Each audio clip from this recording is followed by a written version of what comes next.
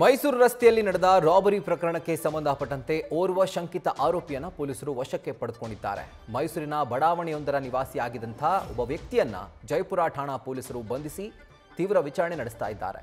ಇನ್ನು ತಮಿಳುನಾಡು, ಕೇರಳದಲ್ಲಿ ಪೊಲೀಸರು ಶೋಧ ಕಾರ್ಯವನ್ನು ಮುಂದುವರೆಸಿದ್ದಾರೆ. ಗಡಿ ಭಾಗದ ಸಿಸಿಟಿವಿ ದೃಶ್ಯಗಳನ್ನ ಆಧರಿಸಿ ಪರಿಶೀಲನೆ ನಡೆಸ್ತಾ ಇದ್ದು ಉಳಿದ ಆರೋಪಿಗಳಿಗಾಗಿ ಪೊಲೀಸರು ಬಲೆ ಬೀಸಿದ್ದಾರೆ.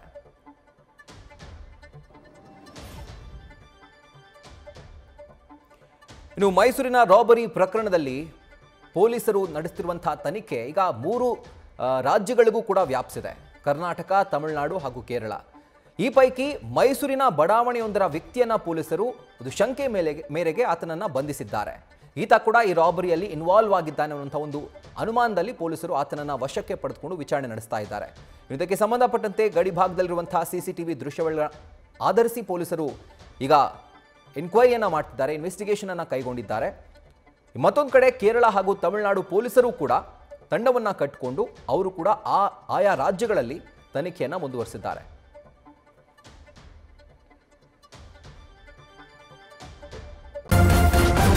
ನ್ಯೂಸ್ ಫಸ್ಟ್ ನಿರ್ಭೀತಿಯಿಂದ ನಿಮ್ಮ ಪರವಾಗಿ.